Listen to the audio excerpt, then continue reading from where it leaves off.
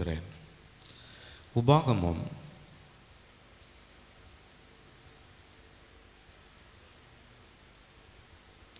2ஆம் அதிகாரம்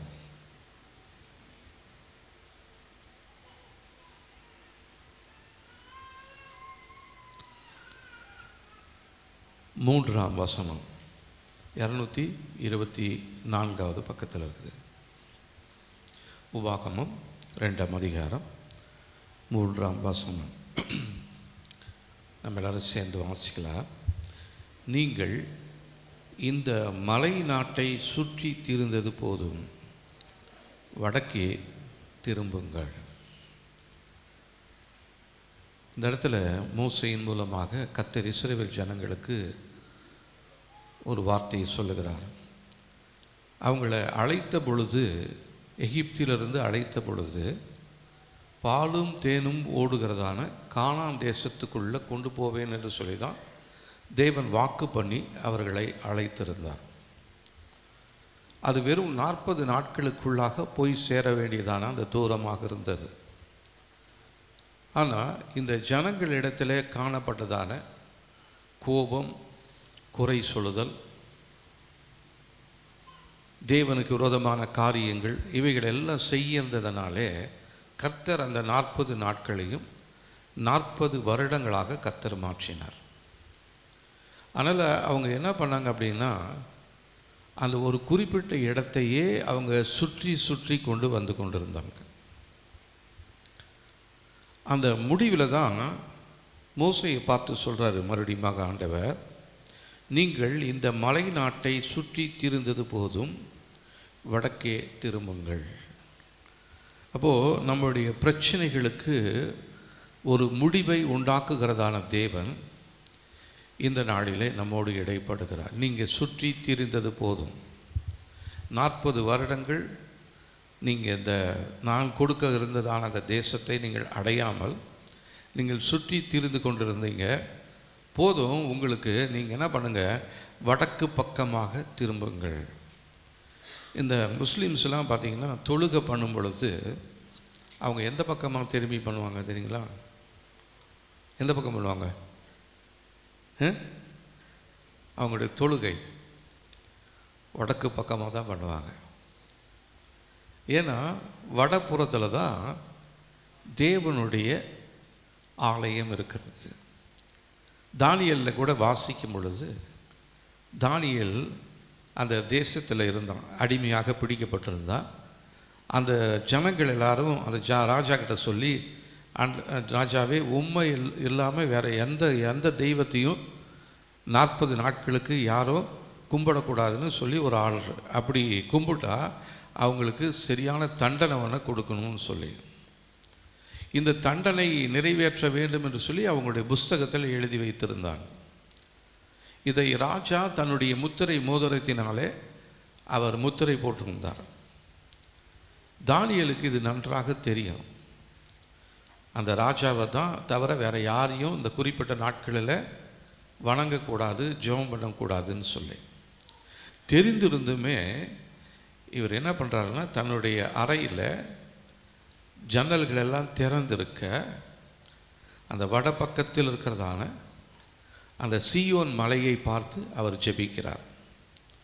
உடனே கீழே இருந்து பார்த்தவங்களுக்கெல்லாம் கோபம். ராஜா இப்படி ஒரு உத்தரவு போட்டிருக்கிறாரு, ஆனால் இவன் என்ன பண்ணுறான், எப்பயும் போல் ஜன்னலை திறந்து வடக்கு பக்கமாக இருக்கிறதான தன்னுடைய தெய்வத்தினுடைய ஆலயத்தை நோக்கி இவன் விண்ணப்பம் பண்ணுறான் அப்படின்னு சொல்லிட்டு ராஜா கிட்ட வந்து பிராது பண்ணி அவனை பிடிச்சி அவனை எங்கே போட்டுடுறாங்க தெரியாது அவங்களுக்கு? தானியேல் எங்கே போட்டாங்க? சிங்க கபியில் போட்டாங்க. சிங்க கபியில் போட்டாலும் கர்த்தர் அந்த சிங்கத்தின் வாய்களெல்லாம் தம்முடைய தூதர்களை அனுப்பி என்ன பண்ணாரா, கட்டி போட்டுட்டார். அதனால் சிங்கத்தினால் ஒன்றுமே செய்ய முடியல, எல்லாம் படுத்துருச்சு அமைதலாக. எத்தனையோ நாட்களாக அந்த சிங்கங்கள் பாஸ்டிங்கில் தான் இருக்கும். அப்போ தான் கீழே விழுகிற மாம்சத்தை அது வெறியோடு பிடிச்சி சாப்பிடும் இல்லைங்களா? அதனால் தானியேல் மேலே ராஜாவுக்கு கடும் கோபம் உண்டாக்கி அவனை எப்படியாச்சும் கொண்டுடணும் அப்படின்னு சொல்லி ஒரு பிளான் பண்ணி அவனை சிங்க கபிக்குள்ளே போடுறாங்க. ஆனால் சிங்க கபியில் தானியேல் வந்து விழுவதற்கு முன்பாகவே கர்த்தர் தம்முடைய தூதனை அனுப்பி சிங்கத்தின் வாயை கட்டிட்டு தானியேலை உயிரோடு காப்பாற்றுகிறார். வெளியிலிருந்து பார்த்ததான ராஜா, என்ன இன்னொரு ஆள் இருக்கிறாரு, அவர் தேவகுமாரன் போலவே இருக்கிறாரே அப்படின்னு சொல்லிட்டு அதுக்கப்புறம் அவரை விடுதலை பண்ணி வெளியே வந்து அவருக்கு இன்னும் ஒரு பெரிய பதவி உயர்வை தானியேலுக்கு கொடுக்குறாங்க. இப்போ நான் என்ன சொல்ல வரேன்னா, வடக்கு பக்கமாக அப்படின்னும் பொழுது நம்முடைய வேதாகமத்தின்படி வடபுறத்தில் இருக்கிற சீயோன் பர்வதம். ஆகவே இந்த முஸ்லீம்ஸ் எல்லாமே வடக்கு பக்கமாக பார்த்து தான் அவங்க எப்பயுமே தொழுகை செய்வாங்க. ஒரு முறை நான் ஒரு பிரயாணத்தில், ரயில் பிரயாணத்தில் இருந்தேன். ஒரு 3 நாள் பிரயாணம். அதில் என்னோடு சில அந்த கம்பார்ட்மெண்ட்டில் சில முஸ்லீம் சகோதரர்களும் இருந்தாங்க. அவங்க எல்லாமே அந்த அரேபியா அந்த இதுக்கு மெதினா, மெக்கா மெதினாவுக்கு பிரயாணம் பண்ண போகிறதுக்காக அவங்க டெல்லியிலேருந்து புறப்பட்டு போகணுன்னு அவங்களும் என்னோட கூட வந்தாங்க. அவங்க வரும் பொழுது அவங்க தொழுகை செய்வாங்க. ஒவ்வொரு நாளும் எத்தனை முறை அவங்க பண்ணுவாங்க தெரியுங்களா? 5 முறை பண்ணுவாங்க அவங்க தொழுகை. அதை பண்ணும் பொழுது அவங்க வடக்கு பக்கமாக, இப்போ ட்ரெயின் இப்படியெல்லாம் திரும்பி போயிட்டே இருக்கும். ஆனால் இவங்களுக்கு வடக்கு பக்கமாக தான் அவங்க என்ன பண்ணுவாங்க, தொழுகை செய்வாங்க. அதனால் ஒரு காம்பஸ் ஒன்று, அந்த திசை காட்டும் கருவி ஒன்று வைத்திருக்கிறாங்க. அதை வச்சுட்டு அந்த வடக்கு பக்கமாக அந்த ட்ரெயின் போகிறத பார்த்தோன்னே உடனே அவங்க அந்த ட்ரெயின் கம்பார்ட்மெண்ட்டில் எல்லோரும் நமாஸ் பண்ணுவாங்க, கடவுளை வணங்குவாங்க, தேவனை ஆராதிப்பாங்க. அப்போது அந்த வடக்கு பக்கம் ஏதோ ஒன்று இருக்குது. நம்மளை பொதுவாக தூங்கினா கூட நீங்கள் வடக்கு பக்கமாக தலை வச்சு படுக்காதீங்கன்னு சொல்லுவாங்க. ஏன் தெரியுங்களா? அந்த பக்கம் ஏதோ ஒரு ஈர்ப்பு சக்தி ஒன்று உண்டு. நீங்கள் அந்த காந்தத்தை எடுத்து இது பண்ணிங்கன்னா அது எப்பயுமே வடக்கு பக்கமாக தான் இருக்கும். வேறு பக்கம் திருப்பினீங்கனாலும் அந்த காந்தம் திருப்பியும் வடக்கு பக்கமாக தான் போகும். அதை வச்சு நம்ம எந்த பக்கம் வடக்கு பக்கம் இருக்குது நம்மளால் எளிதாக, ஒரு வேளை ஒரு கடலுக்குள்ளே போய் கடல் வழியாக போகிறாங்கன்னு வச்சிங்களேன், கடலில் எந்த பக்கம் பார்த்தாலும் தண்ணியாக இருக்குது, எந்த பக்கம் கிழக்கு, எந்த பக்கம் மேற்கு, எந்த பக்கம் வடக்கு தெற்குன்னு தெரியாது. அதனால் அவங்க பிரயாணப்படம் போகும் பொழுது அவங்க சின்ன ஒரு காம்பஸ் ஒன்று வச்சுருப்பாங்க. அது அந்த வடக்கு பக்கத்தை காமிக்கும். அப்போ அந்த வடக்கு பக்கத்தை வைத்து மற்ற திசைகளை அவங்க கணித்து கொண்டு அதன்படி அவங்க பிரயாணம் பண்ணுவாங்க. அப்போது நம்முடைய தேவன் வடப்புறத்தில் இருக்கிற சீயோன் பர்வதத்திலே அவர் இருக்கிறார். இப்போ என்ன சொல்கிறாரு மோசே, நீங்கள் இவ்வளோ நாள் நீங்கள் இந்த வனாந்தரத்தை, இந்த மலையை சுற்றி திரிந்தது போதும், நீங்கள் வடக்கு பக்கமாக திரும்புங்க அப்படின்றாரு. இப்போது சிலவங்க சைக்கிள் ஓட்டும் பொழுது சைக்கிளை ஸ்டாண்டு போட்டுட்டு சைக்கிள் ஓட்டிகிட்டு இருப்பாங்க, பார்த்துருக்கீங்களா? சின்ன பிள்ளைங்க ஓட்டுவாங்க. இப்போ ஒரு பெரிய ஆள் அப்படி ஓட்டினாருன்னு வச்சுங்க, நம்ம எல்லாருமே என்ன சொல்லுவோம், இவனுக்கு என்ன லூஸு பிடிச்சிக்கிச்சா, சைக்கிளை ஸ்டாண்டு போட்டுட்டு இவ்வளோ வேகமாக மிதிக்கிறான், எங்கே போகிறான்னு தெரியாது, எங்கே போகுதுன்னு தெரியாது, ஆனால் வேகமாக மிதிச்சுக்கிட்டே இருப்பான். அதே போல தான் இப்போ நம்முடைய பிரயாணத்திலும் நாம் நிறைய நேரத்தில் எங்கே போகிறோம், எதுக்காக ஆலயத்துக்கு வரோம், யாரை பார்க்கறதுக்காக ஆலயத்துக்கு வரோம் அப்படின்ற அந்த ஒரு நோக்கம் இல்லாமல் நம்ம வேகமாக போயிட்டே இருக்கிறோம். சக்கரம் வேகமாக சுற்றும், ஆனால் அந்த இடத்துலேருந்து நம்மளால் நகரவே முடியாது. அதே போல தான் இந்த இஸ்ரவேல் ஜனங்களுமே அந்த மலையை சுற்றி சுற்றி சுற்றி சுற்றி 40 வருடங்கள் கழிச்சிட்டாங்க. ஆண்டவருக்கே ஒரு முடிவு, ஒரு எரிச்சல் வந்துருச்சு இந்த ஜனங்களை பார்த்துட்டு. போதும் நிறுத்துங்கப்பா, நீங்கள் என்ன பண்ணுங்கள், இந்த மலையை சுற்றிக்கிட்டு இருந்தது போதும், நீங்கள் வடக்கு பக்கமாக திரும்புங்க, தேவனை நோக்கி பாருங்கள், இயேசுவர் யெகோவா தேவனை நீங்கள் நோக்கி பாருங்கள், அவர் தான் உங்களுக்கு பெயர் சொல்லி அழைத்தார், நீங்கள் உருவாகிறதுக்கு முன்னாடியே. இப்போ இந்த வனாந்தரத்தில் இருந்ததான இந்த ஜனங்கள் எகிப்திலிருந்து புறப்பட்ட பொழுது இருந்தவர்கள் எல்லாரும் செத்து போயிட்டாங்க. அப்போ இந்த ஜனங்க என்ன சொல்கிறாங்க தெரியுங்களா? இவங்களுக்கு பிரச்சனை வர நேரத்தில், எங்களுக்கு எந்த காணான் தேசத்தையும் கொடுக்க மாட்டீங்க, எதையும் காண செய்ய மாட்டீங்க, நாங்களும் எங்களுடைய பிள்ளைகளும் இந்த வனாந்தரத்திலேயே செத்து போயிடணும்னு சொன்னாங்க. அப்போது ஆண்டவர் சொன்னார், நீ சொன்ன மாதிரி நீ சாவ, ஆனால் உன்னுடைய பிள்ளைகளை நான் என்ன பண்ண போகிறதில்ல, சாக கொடுக்க போகிறதில்ல. அவங்க எல்லாத்தையும் நான் நியமித்ததான அந்த பாலும் தேனும் மூடுகிறதான கானான் தேசத்துக்குள்ளே நான் கொண்டு போவேன் அப்படின்னு சொல்லி வாக்கு பண்ணினதான தேவன் அவங்கள பார்த்து சொல்கிறாரு, நீங்கள் சுற்றிக்கிட்டு இருந்தது போதும்பா, நீங்கள் வடக்கு பக்கமாக பாருங்கள், யெகோவா தேவனை நோக்கி பாருங்கள். ஏன்னா அவரை நோக்கி பார்த்தவர்கள் ஒரு நாளும் வெட்கப்பட்டு போனதே இல்லை. இப்போ நம்ம யாரை நோக்கி பார்க்கும்படியாக இங்கே வந்திருக்கிறோம்? யாரை தேடி வந்திருக்கிறோம்? யாரை ஆராதித்து கொண்டிருக்கிறோம்? இதுதான் ஒரு முக்கியமான கேள்வி. இதை நான் உங்களை பார்த்து கேட்டுக்குங்க. நான் இன்னைக்கு யாரை பார்க்கறதுக்கு வந்திருக்கேன்? இத்தனை வருஷம் ரட்சிக்கப்பட்டு 10 வருஷம் 15 வருஷம், ஆனால் ஒரு மாற்றமே இல்லை, ஒரு முன்னேற்றமே இல்லை. சுற்றி சுற்றி சுற்றி அதே இடத்தையே சுற்றிக்கிட்டே வந்துட்டு இருக்கிறேன். என் வாழ்க்கையில் என் சின்ன வயசில் என்ன வந்துச்சோ அதுதான் என் வாலிப வயசில் வந்தது, வாலிப வயசில் என்ன வந்ததோ அதுதான் என்னுடைய முதிர் வயதில் வந்துகிட்டே இருக்குது. நான் இப்படியே சின்ன வயசுலேருந்து பார்த்த இந்த துன்பத்தையும் இந்த கஷ்டத்தையுமே பார்த்து பார்த்து நான் அப்படியே குளிக்கு போகிறதா? அதற்காகவா தேவன் நம்மை தெரிந்து கொண்டார்? நம்முடைய வாழ்க்கையில் பார்த்துட்டு இருக்கிற துன்பத்தையும் துயரத்தையும் கஷ்டங்களையும் போக்கி நமக்கு பாலும் தேனும் ஓடுகிறதான ஒரு கானான தேசத்துக்குள்ளே கொண்டு போகும்படியாக கர்த்தர் நமக்கு வாக்கு பண்ணியிருக்கிறார். ஆனால் அந்த வாக்கு தத்தம் நிறைவேற முடியாதபடிக்கு நம்ம என்ன பண்ணிக்கிட்டே இருக்கிறோம்? ஒரே இடத்துல சுற்றிக்கிட்டே இருக்கிறோம். இப்போது உலக பிரகாரமான ஜனங்களும் அதே நிலைமையில் இருக்கிறாங்க. ஆவிக்குரிய ஜனங்கள் ஒருவேளை உலக பிரகார காரியங்கள் எனக்கு வேணாம், ஆவிக்குரிய காரியத்தில் நல்லா வளரணும், நல்லா ஜெபம் பண்ணணும், நல்லா சுவிசேஷத்தை சொல்லணும், என் குடும்பமெல்லாம் ரட்சிக்கப்படணும் அப்படின்னு நாம் நினைக்கிறோம். பார்த்தீங்களா? நம்முடைய வாழ்க்கையிலுமே எந்த ஒரு எழுப்புதலும் நம்ம வாழ்க்கையில் இல்லை, நம்முடைய குடும்பத்தில் இல்லை, நம்முடைய சபையிலுமே இல்லை. இதற்காக கர்த்தர் நம்மை தெரிந்து கொள்ளவில்லை. இந்த நாளில் நம்மளை பார்த்து சொல்கிறாரு, நீ வேதனையோடு சுற்றிக்கிட்டு இருந்த இடத்துல சுற்றிக்கிட்டு இருந்தது போதும்பா, நீ என்ன பண்ணு, உன்னை அழைத்ததான தேவனுடைய கரத்தை நீ நோக்கிப்பார். அவரை நோக்கி பார்த்தவருடைய முகங்கள் பிரகாசம் அடைந்தது, வெட்கப்பட்டு போகவே இல்லை. ஆனால் நம்முடைய வாழ்க்கையில் வெட்கம்தான் நம்முடைய குடும்பத்தில் ஒரு பெரிய சொத்தாக இருக்குது. எவ்வளோ முயற்சி பண்ணிகிட்டே இருக்கிறோம், எவ்வளோ காரியங்களுக்காக நம்ம செய்து ஜெபம் பண்ணிக்கிட்டே இருக்கிறோம், ஆனால் எந்த ஒரு மாற்றமுமே இல்லாமல் இருக்கிறது. கர்த்தர் சொல்கிறாரு, ஒரு மாற்றத்தை கொடுக்க போகிறேன் நான். உன்னுடைய வீட்டுக்காக நீ கவலைப்பட்டுக்கிட்டே இருக்கிற, அது என்னைக்கு எனக்கு சுதந்திரிப்பேன்னு நீ நினைச்சிட்டே இருக்கிற.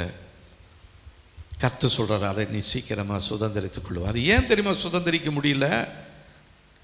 உன்னுடைய ஜெப வாழ்க்கையில் குறைவுபட்டிருக்கிற, உன் குடும்பத்தில் இருக்கிற பிரச்சனைகள் ஏன் மாறலை, உன் பிள்ளைகளுடைய வாழ்க்கையில் ஏன் ஒரு மாற்றம் இல்லை, இன்னும் கர்த்தர் எதிர்பார்க்கிற அளவிற்கு நம்முடைய வாழ்க்கையில் ஜெப குறைவு இருக்கிறது. இதை தான் கர்த்தர் இந்த நாளில் என்னோடு சொல்லும்படியாக சொல்கிறாரு. அந்த வார்த்தையை தான் நான் உங்களுக்கு சொல்கிறேன். உங்களுடைய வாழ்க்கையில் கர்த்தர் அற்புதங்களையும் அடையாளங்களையும் வைத்திருக்கிறார். உங்களுடைய பிள்ளையினுடைய திருமண காரியங்கள் ஏன் நடக்கலை? எவ்வளோ ஜெபம் பண்ணுறோம், எவ்வளோ முயற்சி எடுக்கிறோம், ஏன் நடக்கலை? நீங்கள் பண்ணதான ஜெபம் ரொம்ப குறைவாக இருக்குது. உங்களுடைய ஜெபம் தேவனுக்கு பிரியமில்லாத ஒரு ஜெபமாக இருக்கிறது. உங்களுடைய கைகள் இரத்த கரைகள் படிந்த கைகளாக இருக்கிறது. உங்களை சுற்றி காணப்படுகிற பாவங்களும் அக்கிரமங்களும் அதிகமாகி கொண்டே இருக்கிறது. இப்போ இதிலிருந்து வெளியே வரணும்னா நீ உன்னுடைய கைகளை இரத்தம் நீங்க கரை நீங்க முதலாவது கழுவு.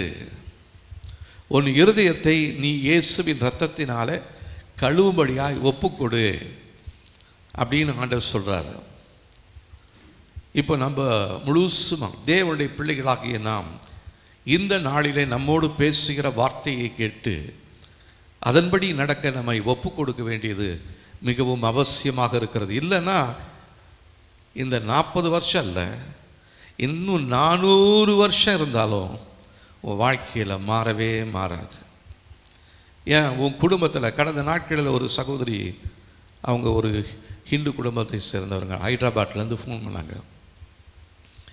குடும்பத்தின் சூழ்நிலைகள் மிகவும் மோசமாக இருக்கு. அவங்க நாகர்கோயிலை சேர்ந்தவங்க, ஹைதராபாத்தில் அவங்க புருஷன் வேலை செய்கிறாரு, அங்கே போய் வேலை செஞ்சுட்டு இருக்காங்க. அவங்களுக்கு ஒரு ஃப்ரெண்டு ஒருத்தர், அவங்க ஈரோட்டுக்காரங்க. அவங்க எனக்கு தெரியும், இவங்க இந்த ஈரோடில் இருந்தவங்க அந்த ஹைதராபாத்தில் இருக்கிறவங்களுடைய அந்த அந்த அந்த பெண்ணோட இது பண்ணி கான்ஃபரன்ஸ் போட்டு பேச ஆரம்பித்தாங்க, என்னோட பேசினாங்க.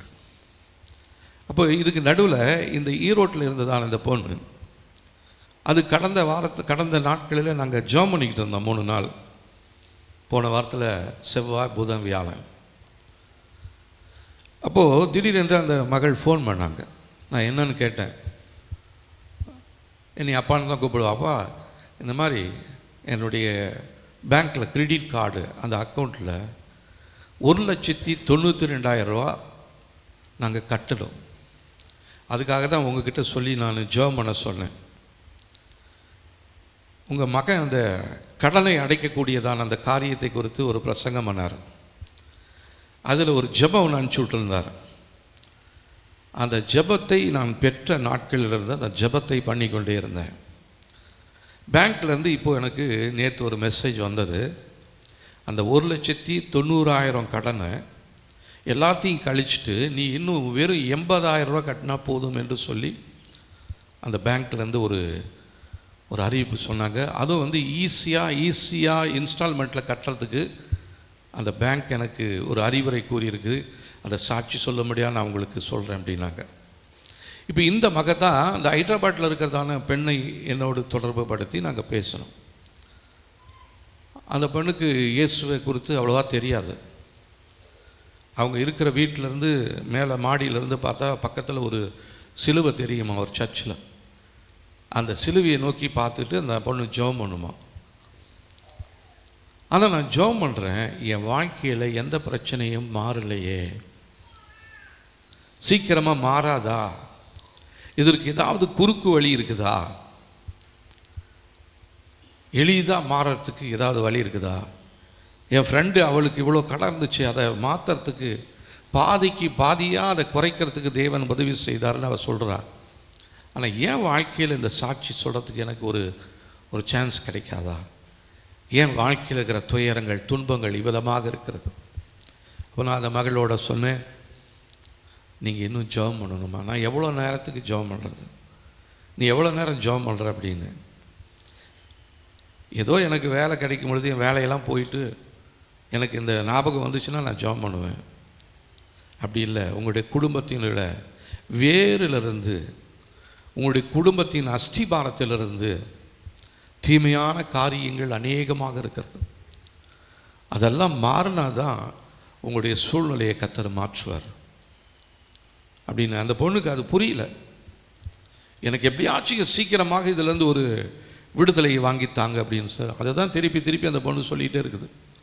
நான் சொல்கிற காரியங்கள் எதுவுமே அந்த பொண்ணுக்கு மூலப்பகுதிக்குள்ளே நுழையில. அதுக்கப்புறம் நான் ஜெபம் பண்ணிட்டு, சரிம்மா நான் உனக்காக ஜெபம் பண்ணுறேன்னு வச்சுட்டேன். இப்போது அதே போல் தான் கர்த்தர் நம்ம ஒவ்வொரு நாளும் நம்மோடு பேசுகிறார். ஆனால் நம்ம அந்த வார்த்தையை அசட்டை பண்ணிடுறோம். இந்த வார்த்தையை ஏற்கனவே சொல்லியிருக்கிறாங்க, இந்த வசனமாக இது எனக்கு தெரியும், இதோடு இன்னும் நிறைய வசனங்கள் எனக்கு தெரியும், நான் நிறைய வசனங்களை சொல்கிறேன், ஒரு நாளைக்கு எவ்வளோ ஸ்தோத்திர பலி செய்கிறேன், ஆனால் என் பிரச்சனை மாறலையே, சுற்றிக்கிட்டே தானே இருக்கிறேன், என் சக்கரம் வேகமாக சுற்றுது, என் ஜெப நேரத்தில் அதிகமாக நான் கண்ணீர் விட்டு அழுறேன், ஆனால் ஒரு மாற்றமுமே இல்லையே. நாம் யாரை நோக்கி பார்த்து கொண்டு யார் மேல் நம்முடைய நம்பிக்கையை வைத்து நாம் ஜெபிக்கிறோம்? உங்களுடைய ஜெபத்தில் நீங்கள் யாரை விசுவாசிக்கிறீங்க, யாரை நோக்கி பார்க்குறீங்க, அதை கொஞ்சம் யோசித்து பாருங்கள். இயேசுவை பார்க்குறோமா? உண்மையாக அவரை தேடுறோமா? உண்மையாக அவருக்கு பிரியமான வழிகள் நம்ம இடத்துல இருக்கிறதா? கேள்வி கேட்டு பாருங்க. என்ன உங்களுடைய மனது சொல்லுது? உங்களுடைய இருதயமே உங்களோட பேசும், உங்களுடைய மனசாட்சியை உங்களோட பேசும். மகளே, நீ என்னுடைய நாமத்தை அறிஞ்சிருக்கிற, என் பேரை தரிச்சிக்கிட்டு இருக்கிற, கிறிஸ்தவ அப்படின்னு பேர் வச்சிருக்கிற, என்னை ஆராதிக்கிற, என்னுடைய சபைக்கு வருகிற, காணிக்க போடுற, மற்றபடி என்னை உண்மையாக நீ நேசிக்கலை, உண்மையாக என்னை எதிர்பார்க்கல, என்னை நோக்கி பார்க்கலன்னு தான் ஆண்டவர் நம்மளோட இடத்துல இந்த காலை வேளையில் சொல்லுகிறார். உண்மையாய் அவரை தேடுகிறவர்களுக்கு கர்த்தர் நல்லவர் அப்படின்னு சொல்லியிருக்குது. அப்போ அந்த நல்ல தெய்வம் நம்முடைய வாழ்க்கையில் தீமையான காரியங்களை செய்வாரா? அப்போ நம்ம இவ்வளோ நாள் தேடிக்கிட்டு இருந்தோமே, நம்முடைய தேடுதலில் ஒரு உண்மை இருக்கிறதா? ஒரு பரிசுத்தம் இருக்கிறதா? தேவனுடைய வார்த்தைகளை எந்த அளவிற்கு நாம் நம்முடைய வாழ்க்கையில் கடைப்பிடித்து கொண்டிருக்கிறோம், அல்லது தேவனோடு எவ்வளவு நேரத்தை நம்ம செலவு பண்ணிக்கிட்டு இருக்கிறோம்? இதெல்லாம் கொஞ்சம் கேள்வி கேட்டு பாருங்களேன். நிச்சயமாக ஆண்டவர்கிட்ட நமக்கு எந்த பதிலுமே வராது. ஏன்னா நம்ம அவர் மேலே நம்பிக்கை இல்லை. என் பலத்தில் நான் நம்பிக்கை இருக்குது, என் பணத்து மேலே நம்பிக்கை இருக்குது, என் குடும்பத்து மேலே நம்பிக்கை இருக்குது, என் சொந்தக்காரங்க மேலே நம்பிக்கை இருக்குது, எங்களுடைய அம்மா அப்பா மேலே நம்பிக்கை இருக்குது, எங்களுடைய உடன் பிறந்த சகோதர சகோதரிகள் மேலே நம்பிக்கை இருக்குது. தேவன் பேரில் நம்பிக்கை இருக்குதுன்னு நான் நினைக்கிறேன். ஆனால் கர்த்தர் சொல்கிறாரு நம்பிக்கையே இல்லை. அப்போ இதனால தான் நம்ம சுற்றிக்கிட்டே இருக்கிறோம், ஒரே இடத்த சுற்றி சுற்றி வந்துகிட்டே இருக்கிறோம். இன்னும் எத்தனை வருடத்துக்கு நம்ம இப்படியா சுற்றிக்கிட்டே இருக்கிறது? நம்முடைய வாழ்க்கையில் ஏதாவது முன்னேற்றம் இருக்கிறதா? வரும்பொழுது கடன் வந்து ஒரு 10,000 ரூபாய்க்கு இருந்திருக்கும். ஆனால் இப்போது அந்த கடனை அடைப்பதற்கு இன்னொரு இடத்துல, இந்த கடனை அடைப்பதற்கு இன்னொரு இடத்துல, இப்படியே வாங்கி வாங்கி வாங்கி நிறைய பேர் சொல்கிறாங்க, எனக்கு 10 லட்சம் கடன் இருக்குது, 20 லட்சம் கடன் இருக்குது. இந்த சொல்கிறவங்க எல்லாருமே அவங்க ஃபோன் பண்ணும்போது சொல்கிறாங்க, எங்கள் வாழ்க்கையில் 20 லட்ச ரூபா கடன் இருக்குது, எங்கள் வாழ்க்கையில் 10 லட்ச ரூபா கடன் இருக்குது, நாங்கள் ஊழியம் செய்கிறோம், ஆண்டவரை பற்றி மற்றவங்களுக்கு சொல்கிறோம், ஆனால் எங்கள் வாழ்க்கையில் இருக்கிற கடனை மாற்ற முடியல. நான் இவ்விதமாக ஒரு பிரசங்கத்தில் ஒரு மகளை குறித்து நான் சொன்னேன். ஒருவேளை அந்த மகள் இப்பொழுது இந்த பிரசங்கத்தை கேட்டுட்டு இருக்கலாம். கடந்த சில நாட்களாக அடிக்கடி எனக்கு ஃபோன் பண்ணி பேசிகிட்டே இருந்தாங்க. நான் இந்த ஆராதனை நேரத்தில் நான் சொன்னேன், முந்தின வாரம் சொன்னேன் நான். அதுலேருந்து அந்த அவங்க ஃபோன் பண்ணுறதே இல்லை, என் மேலே கோபம். நான் அவங்க பேரை சொல்லலை, ஒரு சகோதரி என்று தான் சொன்னேன். ஆனால் அவங்களுக்கு என்ன, என் மேலே கோபம். இவங்க சொன்னால் எதையுமே பிரசங்கத்தில் சொல்லி போடுறாங்க. இதனாலேயே நிறைய பேர் என்ன பண்ணுறாங்கன்னா, தங்களுடைய நிலைமையை மறைச்சிக்கிறாங்க, உண்மையே பேசுறதில்லை. இப்போ நம்முடைய சபையிலே நிறைய பேர், நீங்கள் உங்களுடைய முகம் ஒரு மாஸ்க் போட்ட ஒரு முகம் மாதிரி இருக்குது, ஒரு முகமூடி அணிந்ததான ஒரு முகத்தை தான் நான் உங்களுடைய முகத்திலே பார்க்கிறேன். நிறைய பேர் நீங்கள் உங்களுடைய சுய முகத்தை காண்பிப்பது இல்லை. என்கிட்ட வந்து பேசினாலும், என்னை பார்த்து சிரித்தாலும், உங்களுடைய உள்ளத்தின் ஆழத்திலிருந்து அந்த சிரிப்பு வரல. உங்களுக்கு எங்கள் மேலே ஒரு கோபம் தான் இருக்குது. எனக்கு என் மேலே இருக்கிற கோபத்தை விட ஆண்டவர் மேலே இருக்கிற கோபம் உங்களுக்கு ரொம்ப அதிகமாகவே இருக்குது. இவ்வளோ நாளாக ஆராதனைக்கு வந்தேன், எந்த ஒரு மாற்றமும் இல்லை.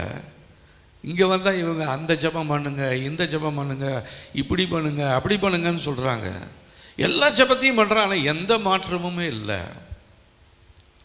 ஏன் மாற்றம் இல்லை? ஏன் ஜெபிக்கிற உங்களுடைய வாழ்க்கையில் மாற்றம் இல்லை? உங்களுடைய ஜெபத்தில் ஒரு உண்மை இல்லாதபடி இருக்கிறது. உங்களுடைய ஜெபத்தில் ஒரு போராட்டம் இல்லாத ஒரு ஜெபமாக இருக்கிறது. இயேசு கிறிஸ்து எதற்காக மரித்தார்? நமக்கு சொகுசு வாழ்க்கை கொடுத்து நம்மை மேன்மைப்படுத்துவதற்காகவா அவர் சிலுவையில் மரித்தார்? இல்லை.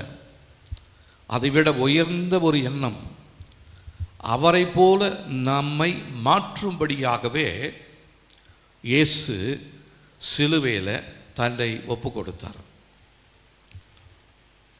அப்போ சிலுவையை பார்த்து ஜெபம் பண்ணுறோம், சிலுவையை நோக்கி கண்ணீர் விடுறோம், ஆனால் எந்த மாற்றமுமே இல்லையே.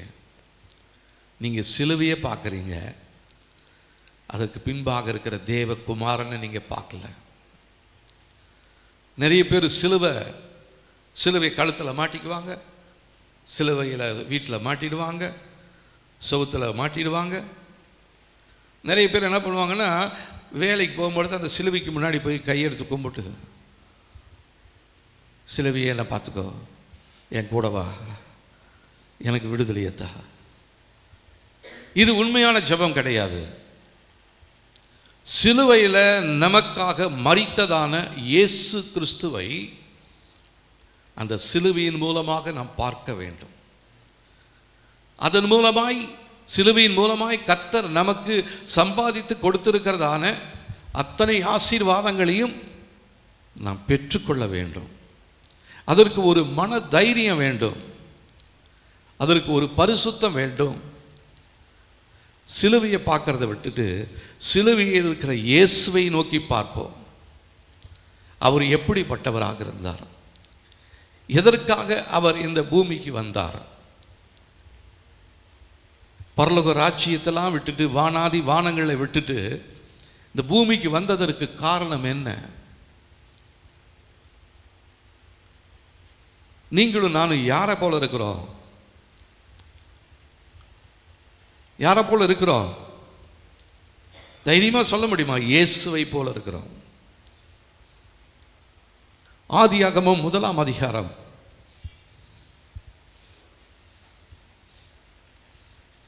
27ஆம் வசனம் பாருங்க. 2ஆம் பக்கத்தில் இருக்குது. தேவன் தம்முடைய சாயலாக மனுஷனை சிருஷ்டித்தார், அவனை தேவ சாயலாகவே சிருஷ்டித்தார், ஆணும் பெண்ணுமாக அவர்களை சிருஷ்டித்தார். இப்போ தேவன் நம்மை உண்டாக்கினதற்கு ஒரு நோக்கம் ஒன்று உண்டு. தோல்வியிலேயே மடிந்து போவதற்காக கர்த்தர் நம்மை உண்டாக்கவில்லை. கடன் பாரத்திலேயே இன்னும் கடனுக்கு மேல் கடன் வாங்குவதற்காக கர்த்தர் நம்மை தெரிந்து கொள்ளவில்லை. நம்முடைய கண்ணீரின் வாழ்க்கையை மாற்றும்படியாக, நம்முடைய பலவீனத்திலிருந்து நமக்கு பலனை கொடுக்கும்படியாக, புதிய பலனினாலே நம்மை நிரப்பும்படியாக கர்த்தர் நம்மை உருவாக்கினார். அப்போ இதுக்கு நடுவில் ஆண்டவர் மனுஷனை ஆணும் பெண்ணுமாக உருவாக்கிட்டு ஆகாயத்து பறவைகளை, கடலில் இருக்கிற மீன்களை, ஊரும் பிராணிகளை, பறக்கும் பறவைகளை எல்லாவற்றையும் உண்டாக்கினார். அதில் உண்டாக்கும் பொழுது ஒரே மாதிரி நிறைய மிருகங்கள் இருந்துச்சு, ஒரே மாதிரி நிறைய பறவைகள் இருந்தது. ஒரு சில பறவைகளை பார்க்கும் பொழுது, இப்போ குயிலையும் காக்காவையும் பார்த்தீங்கன்னா ரெண்டும் ஒரே மாதிரி தான் இருக்கும். ஆனால் குயில் கூவும், காக்கா கரையும். ஆனால் ரெண்டையும் பார்த்தா ஒரே மாதிரி தான் இருக்கும். இந்த மாதிரி தேவன் படைப்புகளில் எல்லாம் நிறைய ஒற்றுமையோடு ஒரே மாதிரி இருக்கிறதான இருந்த காரியங்கள் இருந்துச்சு. ஆனால் மனுஷனை உண்டாக்கும் பொழுது மாத்திரம் வேற ஒரு உருவத்தில் ஒரு நாளும் கர்த்தர் உண்டாக்கலை. உங்களை மாதிரி தான் என்ன உருவாக்கி இருக்கிறார், என்ன மாதிரி தான் உங்களை உருவாக்கி இருக்கிறார். நம்மை போல தான் நம்முடைய பிள்ளைகளையும் கர்த்தர் உருவாக்கி இருக்கிறார். அப்போ நம்மக்கிட்ட ஒரு எதிர்பார்ப்பு கர்த்தர் வைத்திருந்தார். இவன் எல்லாத்தையும் ஆளுக செய்யணும். இந்த மிருகங்களுக்கு யோசிப்பதற்கு ஒரு திறமை கிடையாது, ஒரு அறிவு கிடையாது. ஆனால் மனுஷனுக்கு எல்லாத்தையும் யோசிக்கவும் அதை செயல்படுத்தவும் எக்ஸ்ட்ரா ஒரு நாலேஜ் ஒன்று கர்த்தர் கொடுத்திருந்தார். அதுதான் ஆறறிவுள்ள மனிதன். மிருகங்கள், பறவைகள், இதுவைகளுக்கு எல்லாமே ஒரு அறிவு கம்மி. ஏன், நம்ம பார்த்து நல்லதை பார்த்து தெரிந்து கொள்ளலாம், கெட்டதை பார்த்து விட்டு விலகலாம். இப்படி இருந்ததான மனுஷனை கெடுக்கும்படியாக தான் ஏதேன் தோட்டத்தில் பாம்பின் ரூபத்தில் வந்து பிசாசு அவர்களை வஞ்சித்தான். அவங்களுடைய இருதயத்தில் என்ன நோக்கம் இருந்திருக்கணும்? நான் தேவனுடைய சித்தத்தை மாத்திரம் தான் எப்பயுமே செய்யணும் அப்படின்ற அந்த விருப்பம் இருந்திருக்கணும். ஆனால் இந்த இடத்துல சர்ப்பம் வந்து பேசின உடனே இவங்க தேவனையும் மறந்துட்டாங்க. தேவனுடைய சித்தம் என்னன்னு தெரியாமல் போயிடுச்சு. இவங்களுடைய கண்கள் குருடாக்கப்பட்டு விலக்கப்பட்ட கனியை பறித்து புசித்து தன்னுடைய கணவனுக்கும் கொடுத்து 2 பேரும் பாவ சாயலாய் மாறிட்டாங்க. அதுக்கு முன்னாடி நம்மளை எந்த சாயல் ஆண்டவர் உருவாக்கினார்? தேவ சாயலில் உருவாக்கி இருந்ததான நம்முடைய வாழ்க்கையில் பாவ சாயலாக நாம் மாறிட்டோம். இந்த பாவ சாயலில் இப்படியே இருக்கணுன்றது தேவனுடைய விருப்பம் இல்லை. பிசாசு திட்டம் தீட்டினாலும் அதிலிருந்து தேவன் நினைச்சதை யாராலையும் தடுக்க முடியாது. பிசாசு இப்படி தடுத்துட்டான். அதுக்காக பிதாவாகிய தேவன் தம்முடைய ஒரே பேரான குமாரனை இந்த பூமிக்கு அனுப்பி பாடுபட வைத்து இரத்தம் சிந்த வைத்து நமக்கு அதுக்கு ஒரு விடுதலை கொடுக்கும்படியாக தேவன் தம்முடைய குமாரனாகிய இயேசுவை இந்த பூமிக்கு அனுப்பினார். இந்த இயேசு கிறிஸ்து வந்து இன்னைக்கு 2023 வருஷத்துக்கு மேலே ஆயிடுச்சு. ஆனால் நம்ம வாழ்க்கையில் எந்த ஒரு மாற்றமும் இல்லை. நம்ம ரட்சிக்கப்பட்டிருக்கிறோம், எப்பயோ ரட்சிக்கப்பட்டிருக்கிறோம், எப்படியோ ரட்சிக்கப்பட்டுட்டோம், ஒரு மாற்றமே இல்லையே. இதற்காக தேவன் நம்மை உருவாக்கவில்லைங்க. அப்போ நம்மை குறித்து கர்த்தர் வைத்திருக்கிற நோக்கத்தை நிறைவேற்ற முடியாதபடிக்கு, நம்முடைய பிரயாணத்தை குறித்து ஒரு தெளிவில்லாதபடி, எதற்காக எங்களை எகிப்திலிருந்து கர்த்தர் அழைத்து கொண்டு வந்தார், என்ன சொல்லி எங்களை அழைத்து கொண்டு வந்தார், பாலும் தேனும் ஓடுகிற கானானுக்குள்ள கொண்டு போவேன் என்று சொல்லி வந்தோம். ஆனால் இன்னைக்கு 40 வருஷமா ஒரே இடத்துல சுற்றி செக்கு மாடு மாதிரி சுற்றி வந்து கொண்டே இருக்கிறோம். செக்கு மாடு சுற்றுச்சினாலும் அதில் எண்ணெய் கிடைக்கும், நாம் சுற்றுறதுல எதுவுமே கிடைக்காது, எந்த ஒரு ஆசீர்வாதமுமே இருக்காது, நம்முடைய குடும்பத்தில் எந்த ஒரு மேன்மையுமே இருக்காது. அப்போ இப்போ நம்ம என்ன பண்ணணும்? ஆண்டவருடைய சமூகத்தில் நம்மை ஒப்பு கொடுக்க வேண்டும். பழைய வருடங்கள், இந்த போன வருஷத்தில் எப்படி இருந்தோம், இல்லைன்னா இந்த வருஷ துவக்கத்தில் எப்படி இருந்தோம், இன்னைக்கு ஒரு 8வது மாதத்துக்குள்ளே வந்திருக்கிறோம். இன்னும் இந்த வருஷம் முடியறதுக்கு நமக்கு 4 மாதம்தான். அது முடிஞ்சிச்சுன்னா ஒரு புது வருஷத்துக்குள்ளே போயிடுவோம். இப்படியே ஒவ்வொரு வருஷத்தையும் நம்ம வீணடித்து கொண்டே இருக்கிறோம். எந்த மாற்றமுமே இல்லை. அரைச்ச மாவையே அரைக்கிறாங்கன்றாங்க பார்த்தீங்களா? அதுதான் இன்றைக்கி நம்முடைய வாழ்க்கையில். 10 வருஷத்துக்கு முன்னாடி எந்த பாதையில் நடந்தனோ அதே பாதையில் ஒன்றும் வித்தியாசம் இல்லாமல் இந்த 11வது வருஷமும் நான் நடந்துக்கிட்டே இருக்கிறேன். அப்படின்னா நீங்கள் அதே இடத்துல சுற்றிக்கிட்டே இருக்கிறீங்க அப்படின்னு சொல்லி அர்த்தமாகுது. நீங்கள் ரட்சிக்கப்பட்டு இப்போ தேவனை ஆராதிக்க ஆரம்பிச்சு, ஒருவேளை இப்போ தேவனை அறிஞ்சிருக்கலாம், இப்போ 2 வருஷம்தான் ஆகுது.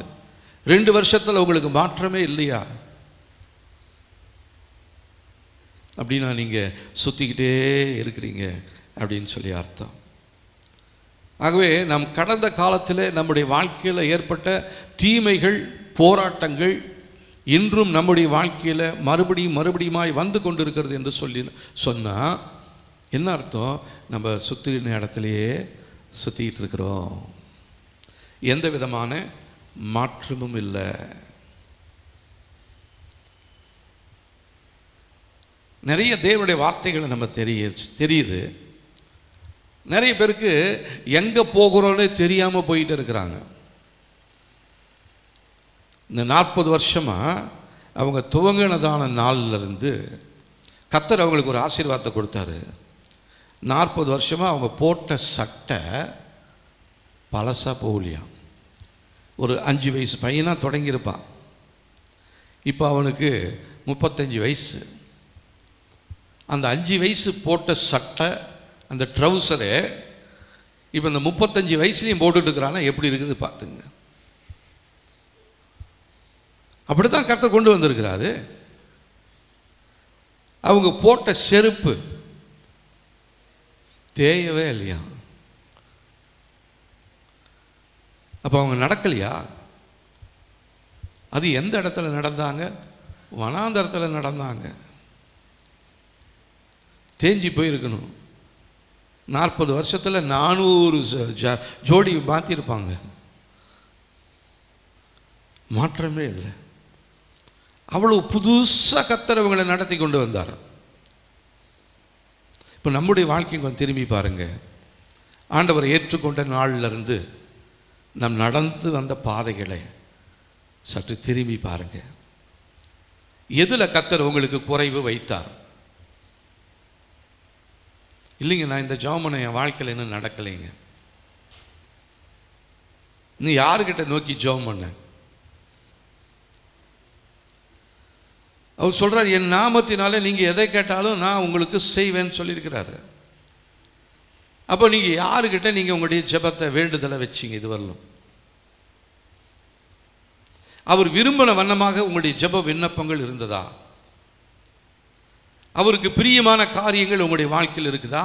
அல்லது பிரியமில்லாத காரியங்கள் உங்களுடைய வாழ்க்கைக்குள்ள, குடும்பத்துக்குள்ள மறைந்து கொண்டு இருக்கிறதா? இது எல்லாத்தையும் நம்ம பார்த்து சரி செய்து கொண்டு இந்த ஓட்டத்தை தொடர்ந்து ஓட தேவன் நமக்கு உதவி செய்ய வல்லமை உள்ளவராக இருக்கிறார். இல்லைன்னா இன்னும் திருப்பி திருப்பி நம்முடைய வாழ்க்கை முழுசும் இதே ஓட்டத்தில் நம்ம ஓடிக்கிட்டே இருக்கணுங்க. நம்ம எங்கே போகிறோம்? எதற்காக தேவன் என்னை அழைத்திருக்கிறார்? என்னுடைய பிரயாணம் எதை நோக்கி போய் கொண்டிருக்கிறேன்?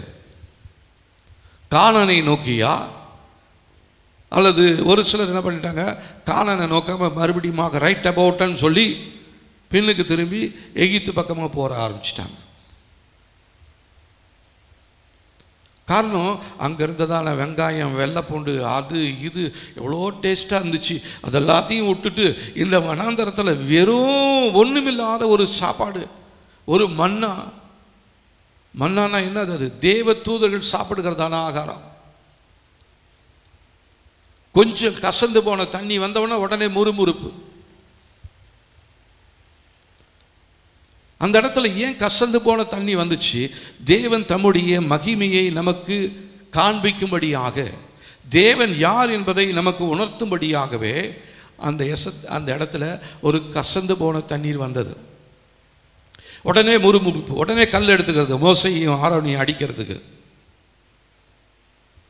இதுக்கு மத்தியில் மோசேயும் என்ன பண்ணிட்டாரு, இந்த ஜனங்கள் பண்ணதான டென்ஷனில் அவரும் டென்ஷன் ஆகி அவரும் கோபப்பட்டு, பாவம் அந்த நல்ல மனுஷன் அவர் கானானுக்கு போகக்கூடிய அந்த ஸ்லாக்கியத்தை அவர் இழந்துட்டார். கானானை கண்ணில் பார்த்தாரு, போய் அனுபவிக்கலை. இன்றைக்கி நம்மளும் நிறைய பேர் கண்ணில் தான் பார்த்துக்கிட்டு இருக்கிறோம். ஏன்னா மோசே எந்த கோத்திரத்தை சேர்ந்தவர்? எந்த கோத்திரத்தை சேர்ந்தவர் தெரியுமா? லேவி கோத்திரத்தை சேர்ந்தவர். இந்த லேவி தன்னுடைய சகோதரியை ஒருத்தன் பிடிச்சி கெடுத்துட்டான்னு சொல்லி லேவியும் அவனுடைய சகோதரன் சிமியோனும் சேர்ந்து அந்த பட்டணத்துக்குள்ளே போய் எல்லாரையும் பட்டயத்தாலே கொன்று போட்டவர்கள் தான் அந்த லேவி. அப்போது அவருக்குள்ளே இருந்ததான அந்த தீமையான அந்த கோபத்தின் ஆவி அந்த கோத்திரத்தில் வந்ததான மோசையின் இடத்திலும் வெளிப்பட்டது. இதுக்காக தான் நம்ம தலைமுறை வழியாய் வருகிற சாபங்களை சொல்லி நாம் ஜெபிக்க போகிறோம். இப்போ இஸ்ரவேல் ஜனங்கள் மாத்திரம் செங்கடலை ஏன் கடக்க கர்த்தர் வைத்தாருன்னா, இவங்க ஒருவேளை எகிப்துக்கு போகாமல் அந்த செங்கடலை இவங்க கிராஸ் பண்ணாமல் இருந்திருந்தா இவங்க வாழ்க்கையில் மறுபடியும் செங்கடலை இவங்க மறுபடியும் கடக்க வேண்டிய அவசியம் இல்லை. நான் சொல்கிறது புரியுதுங்களா? இவங்க ஒரு காலத்தில் குடும்பத்தை வந்து 70 பேர் என்ன பண்ணாங்க, வண்டி வச்சுக்கிட்டு எகிப்துக்கு போனாங்க. அப்போ எதை கிராஸ் பண்ணி போனாங்க சொல்லுங்களேன்? வரப்போ இவங்க செங்கடலை கிராஸ் பண்ண மாதிரி போகிறப்ப இவங்க செங்கடலை கிராஸ் பண்ணி போயிருப்பாங்க. அப்போ நம்முடைய முற்பிதாக்கள் செய்ததான அந்த தவறு, அதன் மூலமாக நம்முடைய வாழ்க்கையில் சில தீமைகள் நடக்கிறது என்பதை நாம் அறிந்து கொள்ள வேண்டும். நம்முடைய முற்பிதாக்கள் அவங்க என்னமோ பண்ணாங்க, ஏது பண்ணாங்கன்னு தெரியாது. போனவங்க என்ன பண்ணிட்டாங்க, அந்த யாக்கோபோட போனவங்க அங்கிருந்து தானே பார்வோன் இடத்துல யோசேப்பை கூட்டிகிட்டு போகிறாரு. எல்லாரையும் போக வைக்கல, அந்த சகோதரில் 5 பேரை மாத்திரம் கூட்டிகிட்டு போனார். கூட்டிகிட்டு போய் இவங்க ஒரு உடன்படிக்கை பண்ணுறாங்க. இவங்க சொல்கிறாங்க, எங்ககிட்ட ஆடு மாடெல்லாம் நிறையா இருக்குதுங்க, எகிப்தில் நாங்கள் சரியாக நல்ல வசிக்கக்கூடிய ஒரு இடம்னா அது கோசேனாக தான் இருக்குது, எங்களுக்கு அந்த கோசேனை கொடுங்களேன். உடனே பார்வோனுக்கும் யாக்கோபினுடைய குமாரருக்கும் ஒரு உடன்படிக்கையை அவன் கையெழுத்து போடுறான். சொல்கிறது புரியுதுங்களா? கையெழுத்து போடுறான். கோசேன் உங்களுக்கு நான் கொடுத்துட்டேன், நீங்கள் உங்கள் சந்ததியாக தலைமுறையாக அங்கே உங்கள் ஆடு மாடுகளை மேய்ச்சிக்கிட்டு நீங்கள் உங்களோட தொழிலை செய்யுங்க, அங்கேயே இருங்க, நான் உங்களுக்கு கொடுத்துட்டேன், உடன்படிக்கை பண்ணிட்டார். இந்த உடன்படிக்கை தீமையான ஒரு உடன்படிக்கையாக இருக்கிறது, கர்த்தருக்கு விரோதமான ஒரு உடன்படிக்கையாக இருக்கிறது. இந்த தீமையின் உடன்படிக்கையை முறிப்பதற்கு இவங்க 430 வருஷம் எகிப்தில் அடிமைகளாக இருந்தார்கள். அப்போ நம்ம தலைமுறை வழியாக நம்முடைய முற்பிதாக்கள் என்ன பண்ணாங்கன்னே தெரியாது. அந்த பொண்ணு அந்த ஹைதராபாத்லேருந்து அந்த பொண்ணு ஃபோன் பண்ணப்போ நான் சொன்னேன், உங்களுடைய தலைமுறையில் உங்களுடைய தாத்தா, எங்கள் தாத்தாலாம் ரொம்ப நல்லவருங்க, எல்லாருக்கும் சாப்பாடு போடுவார், எல்லாருக்கும் நல்லா இருப்பார். சரி, தாத்தாவுடைய அப்பா அது எனக்கு தெரியாதுங்க. அப்போ அவங்க என்ன பண்ணாங்க, யார்கிட்ட போய் உடன்படிக்கை பண்ணாங்க? இப்போ உங்கள் வீட்டில், உங்களுடைய எல்லையில், உங்களுடைய காட்டில் ஒரு வளர்ச்சி இல்லாமல் ஒரு சாபம் இருக்கிறது என்று சொன்னால், அதற்கு நீங்கள் அறியாத உங்களுடைய தலைமுறை, முந்தின தலைமுறை அவங்க என்ன பண்ணாங்க, யார்கிட்ட உடன்படிக்கை பண்ணாங்க, என்ன செஞ்சாங்கன்னு நமக்கு தெரியாது. ஆனால் அவங்க என்ன பண்ணியிருக்காங்க, ஒரு கையெழுத்து போட்டிருக்கிறாங்க, ஒரு உடன்படிக்கை பண்ணியிருக்கிறாங்க. நாங்களும் எங்களுடைய பிள்ளைகளும் எங்களுடைய சந்ததியும் உங்களை மாத்திரம்தான் நாங்கள் சேவிப்போம் அப்படின்னு சொல்லி உடன்படிக்கை பண்ணியிருக்காங்க. அதனால தான் இன்றைக்கி இந்த நாட்களில் நம்மளுடைய வாழ்க்கையில், எல்லைகளில் தீராத பிரச்சனைகள். உடன் பிறந்த சகோதர சகோதரிகள்லாம் நல்லவங்க தான், பெத்த பிள்ளைங்களாம் நல்லவங்க தான். ஆனால் ஏன் ஒருத்தருக்கு எதிராக ஒருத்தர் அப்படியே கீரியும் பாம்புமா ஏன் இப்படி நிற்கிறாங்க? உங்களுடைய முற்பிதாக்கள் செய்ததான தீமையின் உடன்படிக்கைகள் இன்றைக்கும் உங்களுக்கு எதிராக பேசி கொண்டிருக்கிறது. அதுக்கப்புறம் யோசேப்பை மறிச்சிட்டாரு. அந்த 12 சகோதரர்கள் எல்லாம், யாக்கோபின் குடும்பத்தார் எல்லாம் மறிச்சு போயிட்டாங்க. யாக்கோபு மறிச்சு போயிட்டான். யோசேப்பை அறியாத ஒரு புதிய ராஜா ஒருத்தர் அந்த இடத்துல வந்துட்டார். அவருக்கு யோசேப்புன்னா யாருன்னு தெரியாது. அவர்னால நமக்கு என்ன ஆசீர்வாதம் வந்துச்சுன்னு அவருக்கு தெரியல. அவர் இருந்ததுனால நம்முடைய தேசம் பஞ்சத்திலிருந்து பாதுகாக்கப்பட்டிருக்கிறது அப்படின்றத உணர முடியாத ஒரு ராஜா ஒருத்தன் அந்த இடத்துல வந்துட்டான். இப்போ அவன் என்ன பண்ணுறான், இந்த ஜனங்கள் பெருக்கி கொண்டிருக்கிறாங்க, இவங்க நாளைக்கு நமக்கு எதிராகவே யுத்தத்துக்கு வந்தால் என்ன பண்ணுறது? ஆனால் அவங்க மேலே ஒரு இறுக்கத்தை போடு, அவங்க மேலே இருக்கிறதான கஷ்டத்தை இன்னும் அதிகப்படுத்து, கூலி கொடுக்காம வேலையை வாங்கு, நீயே போய் சம்பாதிச்சுக்கோ, நீயே பார்த்துக்கோ அப்படின்னு சொல்லி ஒரு உத்தரவு போடுறான். ஆனால் இந்த ஜனங்கள் கொடுமையாக வேலை செய்கிறார்கள், ஆளோட்டிகள் நிமித்தமாக உபத்திரவப்படுகிறார்கள், அதிகமாக அடிக்கப்படுகிறார்கள், அதிகமாக கண்ணீர் விட்டு அழுகிறார்கள். அந்த கண்ணீருக்கு மத்தியில் தேவ பிள்ளைகளாகி இருந்தவங்க அவங்க யெகோவா தேவனை நோக்கி முறையிடுகிறார்கள். கர்த்தர் அந்த கூக்குரலின் சத்தத்தை கேட்டார். அவர்களுக்கு விடுதலை பண்ணும்படியாக ஒரு மோசையை கர்த்தர் உருவாக்கினார். தேவன் தெரிந்து கொண்டதான காரியம், தேவன் செய்ய நினைத்தது ஒரு நாளும் தடைப்படாது. அந்த எகிப்திலிருந்து இஸ்ரவேல் ஜனங்களை வெளியே கொண்டு வரும்படியாக தேவன் மோசேயை ஏற்கனவே தாயின் கருவிலே உருவாவதற்கு முன்னமே கர்த்தர் தெரிந்து கொண்டார். அதே போலதான் நம்மையும் கர்த்தர் தெரிந்து கொண்டிருக்கிறார்.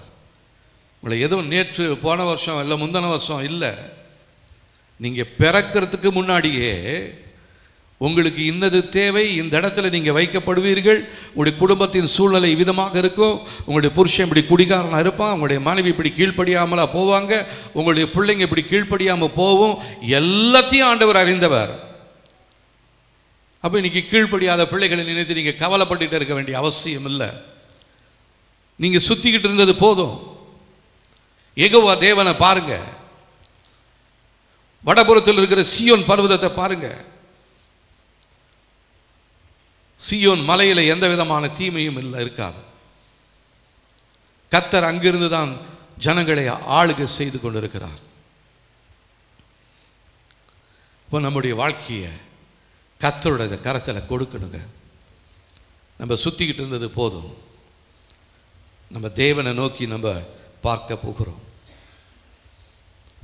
கடைசியாக தான் சொல்கிறாரு, நீங்கள் இந்த மலையிலேயே சுற்றிக்கிட்டு இருந்தது போதும், நீங்கள் வடக்கு பக்கமாக திரும்பி வாங்க.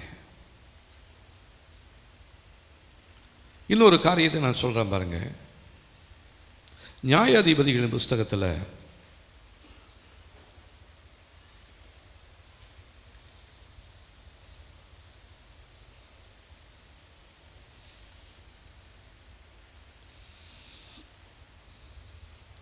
6ஆம் அதிகாரத்தில் நம்ம ஒரு காரியத்தை வாசிக்கிறோம். அங்கே இஸ்ரவேல் ஜனங்கள் எல்லாரும் எங்கே போய் குடியிருக்கிறாங்களாம்? கெபிகளிலும் மலைகளின் சந்துகளிலும்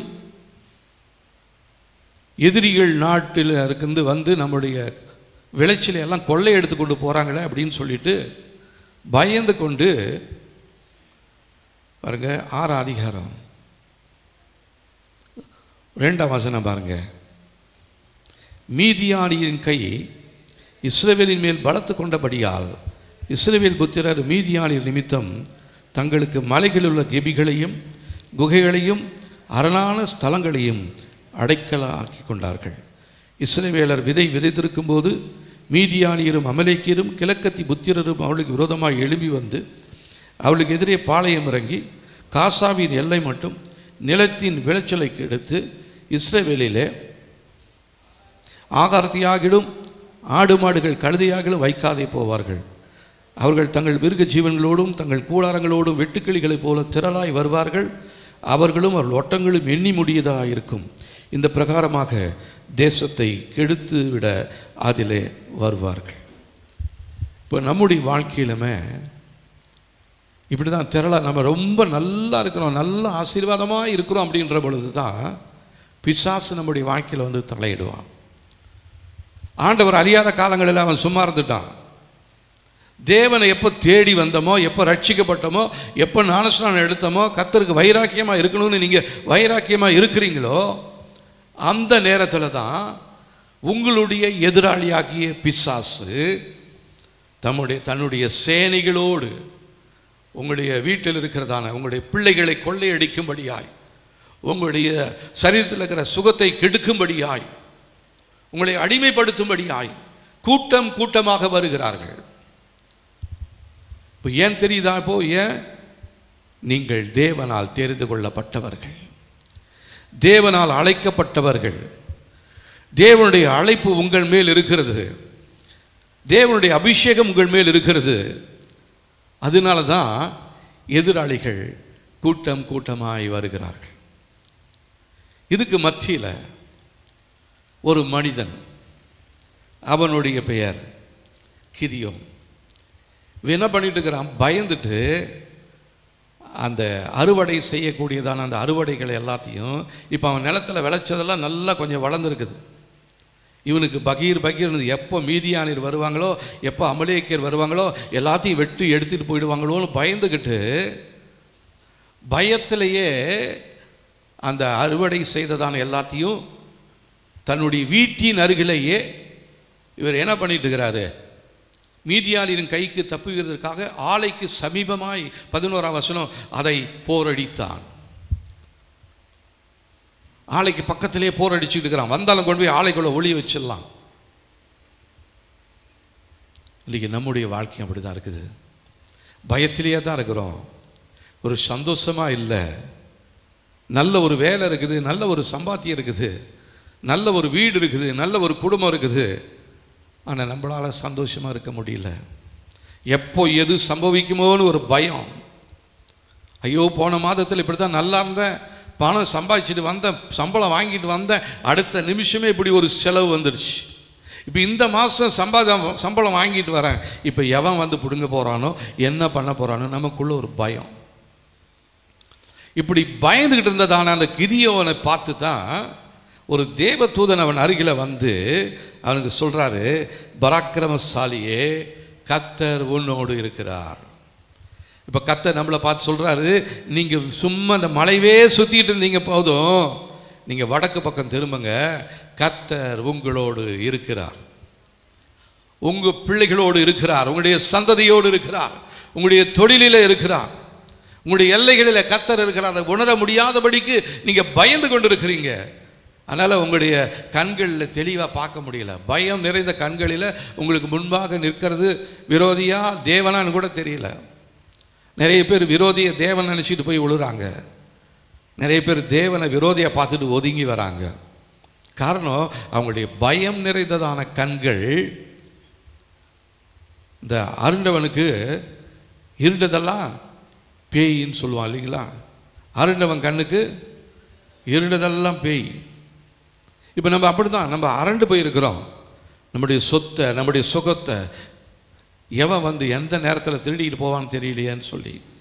அதனால் நம்ம பார்க்குறதெல்லாம் பேய் பிசாசாக தான் தெரிஞ்சுக்கிட்டே இருக்குது. கர்த்தரை நோக்கி பார்ப்போங்க, கர்த்தரை நோக்கி பார்ப்போம், ஒருமுகப்படுத்தி தேவனை நோக்கி பார்ப்போம்.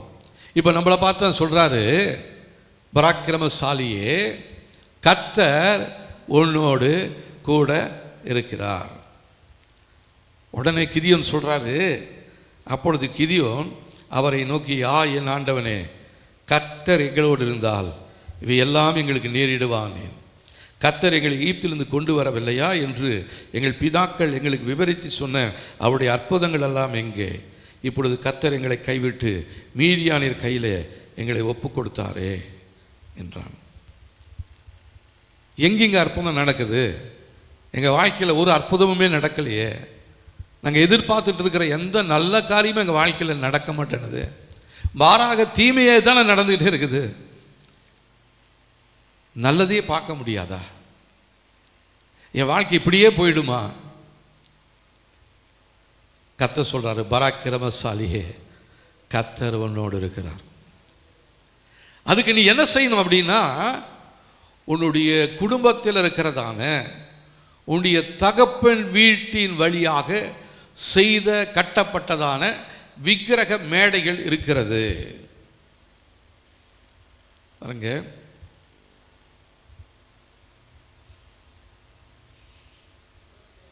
ம்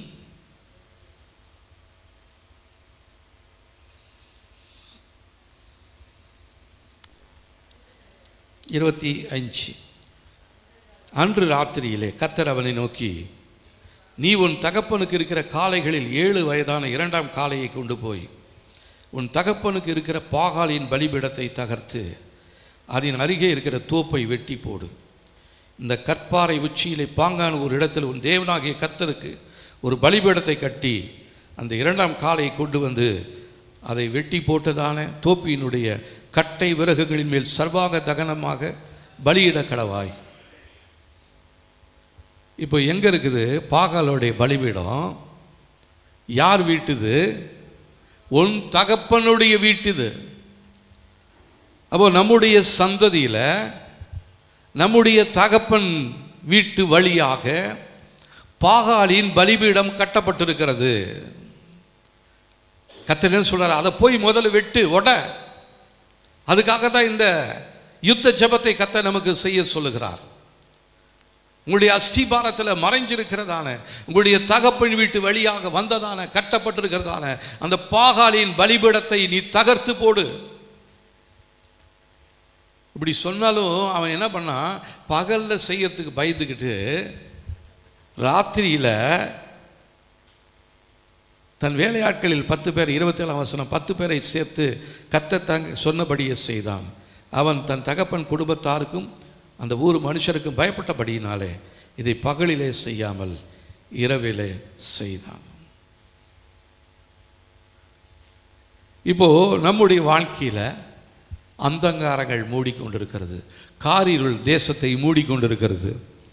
இந்த நேரத்தில் தான் நாம் நம்முடைய குடும்பத்தின் வழியாக செயல்படுகிறதான, நம்முடைய தகப்பன் வீட்டு வழியாய் கட்டப்பட்டிருக்கிற தீமையான பலிபீடங்களை உடைக்கும்படியாக நம்ம ஜெபிக்கணும்.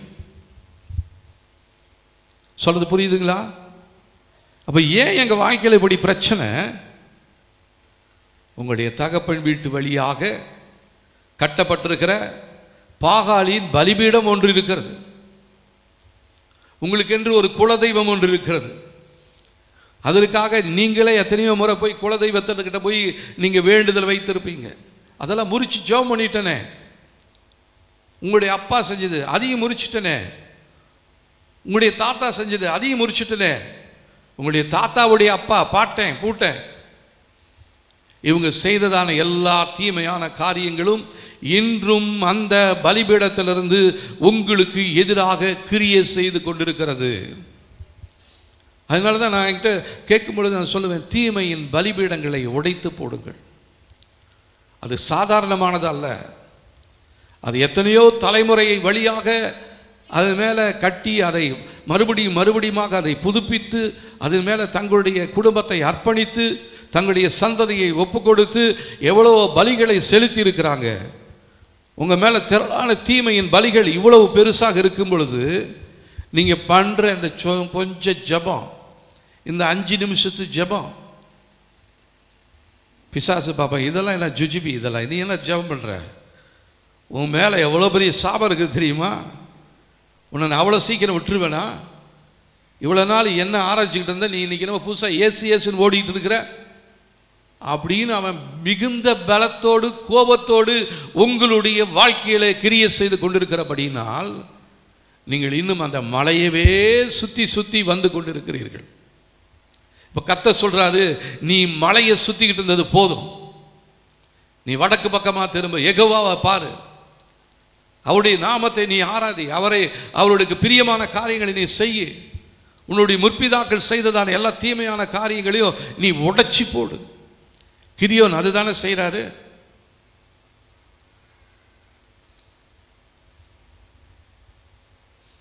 என்ன பண்றாரு? தன் வேலையாட்கள் 10 பேரை சேர்த்து கர்த்தர் தனக்கு சொன்னபடியே செய்தான். பாகாலின் பலிபீடங்கள் தகர்க்கப்பட்டது, அதன் அருகே இருந்த தோப்பு வெட்டி போடப்பட்டது. இப்ப நீ ஒரு பலி செலுத்து. அவங்க இவ்வளவு நாள் செய்த பலிகளுக்கு மேல நீ ஒரு பலி செலுத்து. என்ன பலி? ஸ்தோத்திர பலி செலுத்து. தேவனுடைய நாமத்தை உயர்த்து. பலிபீடத்து மேல அக்கினி இறக்குவேன். அந்த அக்கினி பாகாலின் அவர்கள் செய்ததான எல்லா பலிகளையும் அது முழுசுமாக நக்கி போடும், எரித்து போடும். உன்னுடைய எல்லையை புதிதாக மாற்றுவேன். உன் மேல் இருக்கிற சாபத்தின் கட்டுகளை நான் உடைப்பேன், அருந்து போக செய்வேன். இதுதான் கர்த்தர் இந்த காலை வேளையில் நம்மோடு பேசிக் கொண்டிருக்கிற வார்த்தை. இப்போ நாம் என்ன சொல்ல போகிறோம்? ஆண்டவரே, என்னுடைய தகப்பன் வீட்டு வழியாக வந்ததான தீமையான பலிபீடங்களை நான் உடைக்கிறேன். அதன் மீது அவர்கள் செலுத்தியிருக்கிற பலிகள் எல்லாம் பரலோக அக்னியாலே இயேசுவின் நாமத்தினாலே எரிந்து சாம்பலாய் போவதாக. இதை தான் நம்ம திருப்பி திருப்பி திருப்பி சொல்லிக்கிட்டே இருக்கணும். இல்லைன்னா நமக்கு விமோச்சனமே கிடையாது. சுற்றிக்கிட்டே தான் இருப்பான், இன்னும் சுற்றிக்கிட்டே தான் இருப்போம். நான் கர்த்தர் சொல்கிறார், சுற்றிக்கிட்டு இருந்தது போதும், நீ என்ன நோக்கி பார், உன்னை அழைத்ததான தேவனை நோக்கி பார், உனக்கு வாக்குத்தத்தம் பண்ணினதான உன் தேவனுடைய வார்த்தையை நீ நம்பு. நீ என் வார்த்தையை நம்பாம மனுஷன் வார்த்தையை, இல்லைன்னா குறி சொல்கிறவன் ஜாதகக்காரன் அவன் வார்த்தையை நம்பிக்கிட்டு நீ அதன்படி நீ ஓடிக்கிட்டே இருக்கிற. ஒருவேளை நான் குறி சொல்ல இன்னும் ஜாதகம் பார்க்கல நீங்கள் சொல்லலாம். ஆனால் இந்த காரியங்கள் உங்களுடைய அநேகருடைய வீடுகளிலே இன்னும் மறைந்திருக்கிறதை கர்த்தர் உணர்த்துகிறார். நீங்கள் சொல்லி ஜெபம் பண்ணுங்க. ஆண்டவரே, எங்களுடைய குடும்பத்தின் எல்லைகளில் காணப்படுகிறதான பழைய மந்திர சூனிய வல்லமைகள் இயேசுவின் நாமத்தினாலே எரிந்து சாம்பலாய் போகட்டும். அது எந்த இடத்துல மறைஞ்சிருக்குதோ அதை எங்களுக்கு வெளிப்படுத்துங்க ஆண்டவரே. அதை நாங்கள் எரிப்பதற்கு எங்களை ஒப்பு கொடுக்கிறோம் என்று சொல்லி தேவ சமூகத்தில் நாம் நம்மை முழுவதுமாக அர்ப்பணிக்கும் பொழுது கர்த்தர் நிச்சயமாகவே நம்முடைய வாழ்க்கையில் இதுவரையும் சுற்றி கொண்டிருந்ததான வீணடிக்கப்பட்டதான எல்லா காரியங்களையும் கர்த்தர் பலாயிரம் மடங்காக நமக்கு திருப்பி கொடுக்க வல்லமை உள்ளவராக இருக்கிறார். ஹல்லேலூயா. அதே உபாகமம் 1:11 தான் நம்ம வாசிக்கிறோம். நீங்கள் இப்பொழுது இருக்கிறதை பார்க்கிறோம் 1000 மடங்கு. இது என்ன சாதாரணமானதா? இப்போ இருக்கிறத விட 1000 மடங்கு. ஹல்லேலூயா. அப்போ இதுவரை பிசாசை பார்த்து பயந்து கொண்டிருந்ததான நாம் பிசாசை பார்த்து சிரிக்க போகிறோம். பொல்லாத ஆவியே, நீ இவ்வளவு நாள் என்னை பயப்படுத்திக்கிட்டே இருந்த, எனக்கு கூட இருக்கிற கர்த்தர் பெரியவர், அவருடைய நாமத்தினாலே நான் உன்னை எதிர்க்கிறேன். நாம் இந்த யுத்தம் செய்யும் பொழுது நமக்காக தேவன் கொடுத்திருக்கிறதான சர்வாயுத வர்க்கத்தை நாம் தரித்து கொள்ள வேண்டும். நிறைய பேர் யுத்தம் செய்கிறோம், ஆனால் வெறும் கை வீசின கைமா போய் யுத்தம் செஞ்சுட்டு இருக்கிறோம். நம்ம கையில் ஒரு பட்டயம் இல்லை, தலையில் ஒரு சீரா இல்லை, இடைக்கச்சை இல்லை, மார்க்கவசம் இல்லை, போட்டுறதுக்கு சரியான ஷூ இல்லை. ஆனால் தான் உங்களால் ஓட முடியல. கொஞ்ச தூரம் ஓடி காலில் அடிபடுச்சு, கல் குத்திடுச்சு, முள் குத்திடுச்சு. நேற்று ஜெபம் பண்ண, இன்னைக்கு ஜெபம் பண்ண முடியல, சோர்வு வந்துடுச்சு, எனக்கு ஒரு பலவீனம் வந்துடுச்சு. ஏன்? சர்வாயுத வர்க்கத்தை நீங்கள் தரித்து கொள்ளவில்லை. அதை நாம் அந்த தவறை உணர்ந்து கொள்வோம், ஒத்துக்கொள்வோம். ஆமாம் ஆண்டவரே, நீங்கள் கொடுத்ததான சர்வாயுத வர்க்கத்தை நான் தரித்து கொள்ளாமல் என்னுடைய சுயத்தின்படி நான் இந்த யுத்தத்தை செய்ய ஆரம்பித்தேன். அதனால தான் நான் தோற்று போய் வந்திருக்கிறேன். என்னுடைய யுத்தத்தை நடத்துகிறவர் நீர். எங்களுடைய முற்பிதாக்கள் பிசாசோடு செய்த உடன்படிக்கைகள் நிறைய இருக்குது. யாக்கோபின் புத்திரர்கள் 5 பேர் போய் பார்வோன் இடத்துல போய் ஒரு உடன்படிக்கை பண்ணாங்க. கோசேன் தேசம், கோசேன் நாடு எனக்கு ஏற்றதாக இருக்கும் என்று சொல்லி அந்த இடத்துல கர்த்தர் அநேக அற்புதங்களை செய்தது உண்மைதான். ஆனால் இருந்தது போது நீங்க புறப்படுங்க. கோசேனை விட கானான் நீங்க விதையாத தோட்டம், கட்டாத வீடு, தோண்டாத துறவு, இது எல்லாத்தையும் கானான் தேசத்தில் வைத்திருக்கிறார். நாம் போய் எங்கே போய் கஷ்டப்பட்டு கொண்டு இந்த காரியங்களை இதற்காக நம்ம உழைத்து கொண்டிருக்கிறோம். நமக்காக ஏற்கனவே கட்டப்பட்டதான வீடுகளை கர்த்தர் வைத்திருக்கிறார். நமக்காக தோண்டப்பட்ட துறவுகள் இருக்கிறது. நமக்காக வைக்கப்பட்டதான திராட்சை தோட்டங்கள் இருக்கிறது. அதிலிருந்து எளிதாக நாம் திராட்சை ரசத்தை எடுத்துக்கொள்ள போகிறோம். நமக்கு இனிமையான ஒரு வாழ்க்கையை கர்த்தர் வைத்திருக்கிறார். ஆனால் நீ என்ன பண்ணிட்ட? இங்கேயே சுற்றி சுற்றி வந்துட்டே இருக்கிற. நீ சுற்றி கொண்டிருந்தது போதும், நீ வடக்கு பக்கமாக திரும்பி போ. யெகோவா தேவனை ஆராதி, அவர் உண்மையாய் பாரு. அவருக்குள்ள இருக்கிற பரிசுத்தம் உன்னுடைய வாழ்க்கையில் வரணும். அவருக்குள்ள இருக்கிற இரக்கம் உனக்குள்ள வேணும். அவர் ஒரு வேலைக்காரனை போல இருந்தார். அவரை போல நம்முடைய சுபாவங்கள் மாற வேண்டுங்க. தேவன் எப்படி வந்தாரா? ஊழியம் செய்யும்படியாக வந்தார், ஊழியம் கொள்ளும்படியாக வந்தார். நான் தேவன், நான் உட்கார்ந்த இடத்துல இருந்து எல்லாம் செய்யணும் சொன்னால் எனக்கு வரும். ஆனால் நான் என் தேவனுடைய சித்தத்தின்படி தான் நான் நடக்க போகிறேன். இந்த பாடுகளுக்குள்ளே நடத்தியிருக்கிறாரா? கெத்செமனே தோட்டத்தில் அவர் ஜெபம் பண்ணுறாரு, பிதாவே உம்முடைய சித்தமானால் இதை என்னை விட்டு எடுத்து போடும். பிதாவுடைய சித்தத்திற்கு ஒப்பு கொடுத்தார். அதை போல நாம் நம்முடைய தகப்பனாகிய இயேசு கிறிஸ்துவின் மேல் நம்முடைய விருப்பத்தை, வாஞ்சியை வைத்து அவருக்கு விருப்பமான வாழ்க்கையை நாம் செய்யும் பொழுது கர்த்தர் நம்முடைய வாழ்க்கையில் இதுவரையும் வீணாக அலைந்ததான நாட்களை, நேரங்கள் எல்லாம் நமக்கு திருப்பி கொடுக்க போதுமானவராக இருக்கிறார். சங்கீதம் 91ஆம் அதிகாரம்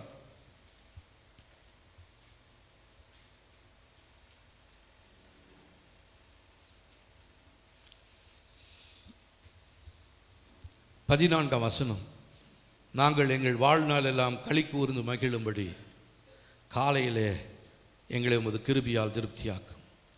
தேவரீர் எங்களை சிறுமைப்படுத்தின நாட்களுக்கும் நாங்கள் துன்பத்தை கண்ட வருஷங்களுக்கும் சரியாய் எங்களை மகிழ்ச்சியாக்கும். இதுதான் நம்முடைய ஜெபமாக இருக்கணும், நம்முடைய பாடலாக இருக்கணும். நாம் யாவரும் எழுந்து நின்று தேவ சமூகத்தில் நாம் ஒப்பு கொடுத்து ஜெபிக்க போகிறோம். வாழ்நாள் எல்லாம் களி கூர்ந்து மகிழும்படி திருப்தியாக்கும் கிருபையினால் என்ற பாடலை பாடி தேவனுடைய நாமத்தை நாம் மகிமைப்படுத்த போகிறோம். Glory to God, glory to God. ஸ்தோத்திரம், ஸ்தோத்திரம், ஸ்தோத்திரம்.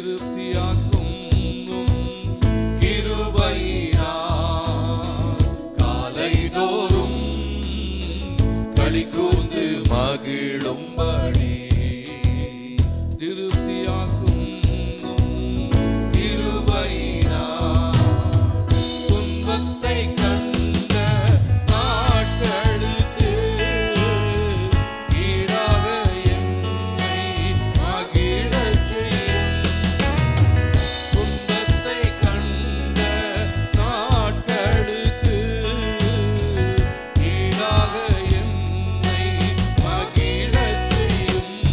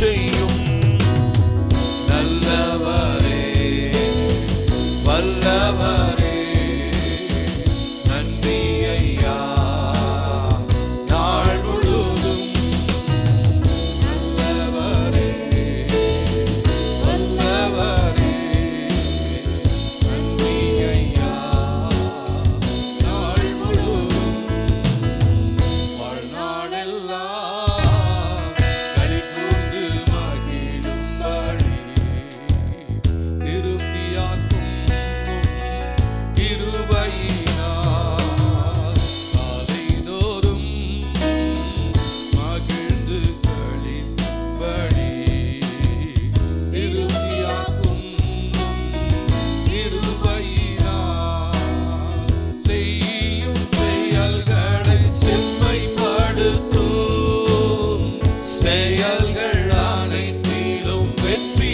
தாரும் செய்யும் செயல்களை செம்மைப்படுத்தும் செயல்கள் அனைத்திலும் வெற்றி தாரும் நல்லவரே வல்லவரே நன்றி ஐயா நாள் முழுதும் நல்லவரே வல்லவரே நன்றி ஐயா நாள் முழுதும் வாழ்நாளெல்லாம் களி கூர்ந்து மகிழும்படி திருப்தியாக்கும்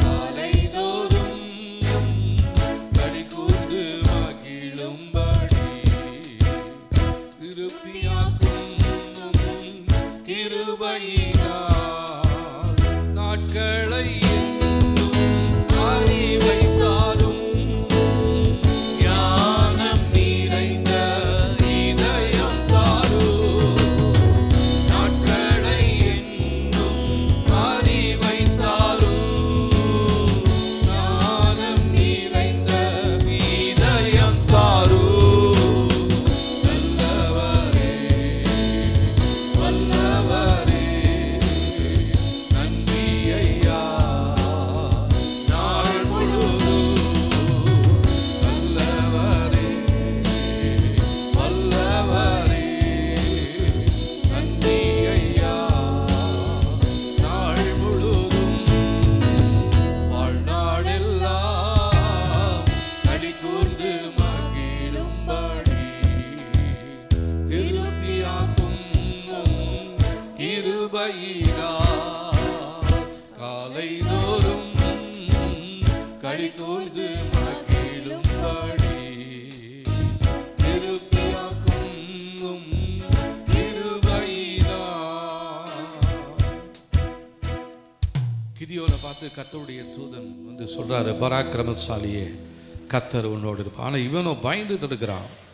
அவன் தேவ தூதனிடத்துல கேட்குற கேள்வி பாருங்க, கர்த்தர் எங்களோடு இருந்தால் இவைகளெல்லாம் எங்களுக்கு நேரிடுவானேன். இந்த துன்பத்தெல்லாம் பார்த்து கர்த்தர் எங்களோடு இருந்தால் ஏன் இது எங்களுக்கு நேரிடுகிறது? அவர் அந்த நாட்களில் செய்த அந்த அற்புதங்களெல்லாம் எங்கே? நாங்கள் வேதத்தில் அநேக அற்புதங்களை பார்க்குறோம், வாசிக்கிறோம், அதெல்லாம் கர்த்தர் செய்தார் என்று சொல்கிறாங்க, கேட்குறோம். ஆனால் எங்கள் வாழ்க்கையில் ஏன் நடக்கலை? கிதியோனே, உன் தகப்பனுடைய வீட்டினுடைய பலிபீடத்தை நீ முதலாவது உடைச்சி போடு. அதை உடைச்சி போடு, நான் உனக்கு விடுதலையே தருவேன். நான் சொன்ன மாதிரி உன்னோடு இருந்து பெரிய காரியங்களை செய்ய போகிறேன். குறைந்த ஜனங்களை கொண்டு நான் உனக்காக இந்த யுத்தத்தை செய்ய போகிறேன். அந்த யுத்தத்தை செய்யும் பொழுதும் பாருங்க, அவங்க ஒரு கையில் ஒரு பானையும் இன்னொரு கையில் ஒரு தீவட்டியும் தான், வேற எதுவும் கொண்டு போல. அதை போல நம்முடைய வாழ்க்கையை கர்த்தருடைய கரத்தில் ஒப்பு கொடுக்க போகிறோம். என்னுடைய தகப்பன் வீட்டு வழியாய் தொடர்ந்து வருகிற தீமையின் பலிபீடங்கள் இயேசுவின் நாமத்தினாலே உடைக்கப்படுவதாக என்று சொல்லி நாம் தேவ சமூகத்திலிருந்து தேவ ராஜ்யத்திற்காக நாம் இப்பொழுது வைராக்கியமாய் சொல்லி ஜெபிக்க போகிறோம். எங்களுடைய தகப்பன் வீட்டு வழியாய், எங்களுடைய தாய் வீட்டு வழியாய் தொடர்ந்து செயல்பட்டு வருகிறதான தீமையான பலிபீடங்கள் இயேசுவின் நாமத்தினால உடைக்கப்படுவதாக. அதன் மீது செலுத்தப்பட்டிருக்கிற காணிக்கைகள், பலி பொருட்கள் எல்லாம் தேவ சமூகத்து அக்கினியால எரிந்து சாம்பலாய் போவதாக. சொல்லுங்க சொல்லுங்க. தீமையான பலிபீடங்கள் என்னுடைய தாய் வழியாய், என்னுடைய தகப்பன் வீட்டு வழியாய் திறந்து செயல்படுகிற தீமையின் பாகாலின் பலிபீடங்கள், விக்கிரக வல்லமைகள் இயேசுவின் நாமத்தினாலே உடைக்கப்படுவதாக, உடைக்கப்படுவதாக. கர்த்தாவே, நீர் எங்களோடு இருக்கிறீர் ஆண்டவரே. நாங்கள் எதிர்பார்த்திருக்கிற நன்மைகளை நாங்கள் காண செய்ய நீங்க போதுமானவரா இருக்கிறீங்க. ஹல்லேலூயா. ரபலரதியா ஷத்துரேனியா சிஹா. ஆமென் ஆண்டவரே. அற்புத செயல்களை காண செய்யும், மகிமை மாட்சிமை விளங்க செய்யும். அற்புத செயல்களை காண செய்யும், மகிமை மாட்சிமை விளங்க செய்யும். நல்லவரே, வல்லவரே, நன்றி ஐயா. நாள் முழுவதும் நல்லவரே, வல்லவரே, நன்றி ஐயா. நாள் முழுவதும் எங்க வாழ்க்கையில துன்பம் தான்பா அநேகமா இருக்குது, துயரம் தான்பா அதிகமா இருக்குது. எங்க கண்ணீரின் வாழ்க்கை தான் பெருசா இருக்குது. நாங்கள் துன்பத்தை கண்ட நாட்களுக்கு, துயரத்தை கண்ட வருஷங்களுக்கு சரியாய் நீர் எங்களை மகிழ்ச்சியாக்கும்படியாக இப்பொழுது நாங்கள் ஒப்பு கொடுத்து ஜெபிக்கிறோம் ஆண்டவரே. ஹல்லேலூயா. துன்பத்தை கண்ட நாட்களுக்கு ஈடாக என்னை மகிழச் செய்யும். கண்ட நாட்களுக்கு ஈடாக என்னை மகிழச் செய்யும்.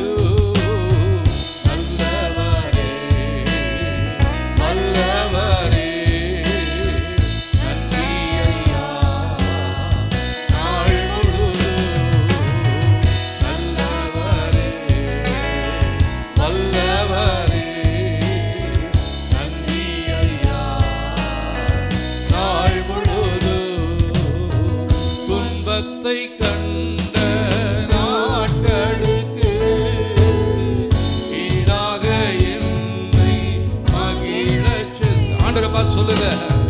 நாங்க துன்பத்தை பார்த்த நாட்களுக்கு ஈடாக என்னை மகிழச் செய்யும். மறுபடியும் சொல்ல போகிறோம். துன்பத்தை கண்ட நாட்களுக்கு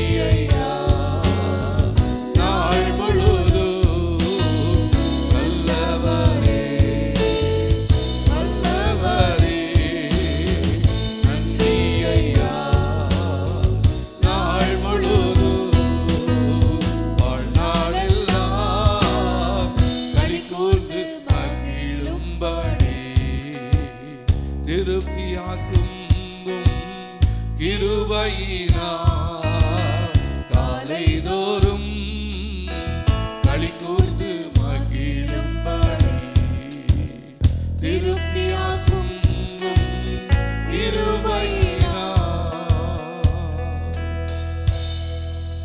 ஆமா ஆண்டவரே, வாழ்க்கையில் நாங்கள் துன்பத்தை கண்ட நாட்கள், துயரத்தை கண்ட விஷயங்கள் மிகவும் அதிகம். ஆண்டவரே, இப்படி பிள்ளைகள் பிறந்த நாள் முதல் இந்த நிமிடம் வரையிலும் அவங்களுடைய வாழ்க்கையில் துன்பத்தையே பார்த்துட்டு வந்திருக்கிறாங்க ஆண்டவரே. ஆனாலும் எங்களை பார்த்து நீங்க சொல்றீங்க, பராக்கிரமசாலியே, கர்த்தர் உன்னோடு இருக்கிறார் என்று சொல்லிய அந்த நல்ல வார்த்தையின்படி கர்த்தர் நீர் எங்களோடு இருக்கிறபடினால் நன்றி சொல்ற ஆண்டவரே. அதற்கு முன்பாக எங்களுடைய முற்பிதாக்கள் பிசாசோடு செய்ததான உடன்படிக்கைகள், பார்வோனோடு செய்த உடன்படிக்கைகள், அதன்படி அவர்கள் தெரிந்து கொண்ட கோசேன் நாடு இயேசுவின் நாமத்தினாலே எங்களுடைய வாழ்க்கை விட்டு வெளியேறுவதாக.